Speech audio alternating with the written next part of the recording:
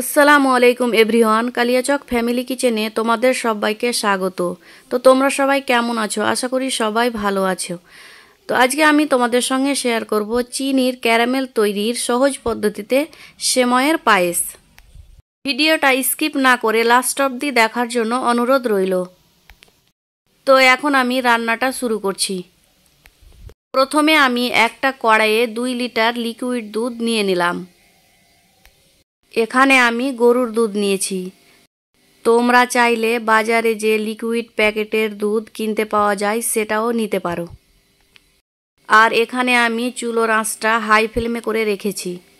এবার আমি দুধটা ফুটে ওঠার অপেক্ষায় থাকব। আর হ্যাঁ, এই পায়েসটা তোমরা ঘরে থাকা উপকরণ দিয়েই যে কোনো সময়ে বানাতে পারবে। এবার আমি দিয়ে দিলাম কিছু গোটা গরম মশলা। এদিকে আমি একটা ফ্রাই প্যানে 1 চামচ ঘি দিয়ে দিলাম। ঘিটা ভালো মতো গলিয়ে আমি দিয়ে দিলাম সেমাইগুলো। এবার আমি চুলোর আঁচ মিডিয়াম টু হাই ফ্লেমে রেখে অনবরত নাড়াচাড়া করে লাল করে ভেজে নেব।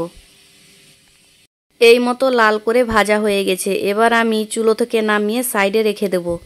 এবার একটা প্যানে পরিমাণ মতো চিনি দিয়ে ক্যারামেল বানিয়ে সেটাও আমি সাইডে রেখে দেব।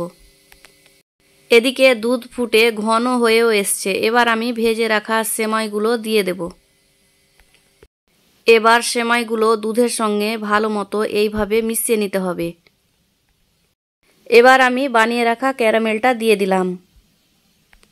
এখন ক্যারামেলটা দুধের সঙ্গে ভালো মতো আমি মিশিয়ে নিচ্ছি। আর হ্যাঁ, ক্যারামেলটা অবশ্যই ঠান্ডা করে দেবে। এবার দিয়ে দিচ্ছি কাজু বাদাম, কিশমিশ, আর দিয়ে দিচ্ছি পেস্তা বাদাম। আর উপর থেকে দিয়ে দিলাম 1 চামচ ঘি। এবার আমি সমস্ত কিছু ভালো মতো মিশিয়ে নিলাম। দেখো কত সুন্দর কালার এসছে। আমার রান্না প্রায় শেষের দিকে। এবার আমি চুলো বন্ধ করে নামিয়ে নেব।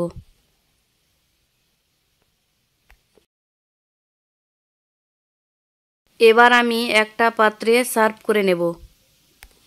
এই চিনির ক্যারামেল তৈরি সেমাইয়ের পায়েসটা একবার হলেও তোমরা বাড়িতে ট্রাই করবে। আর এই শীতের রাতে তো বানিয়ে খেলে একেবারে জমে যাবে। আর বন্ধুরা, খেতে কেমন হয়েছে অবশ্যই কমেন্ট বক্সে জানাবে। আর বন্ধুরা, নেক্সট রেসিপি তোমরা কি দেখতে চাও সেটাও অবশ্যই কমেন্ট বক্সে জানাবে। এই পায়েসটা কিন্তু বানাতে একেবারে ঝামেলা নেই।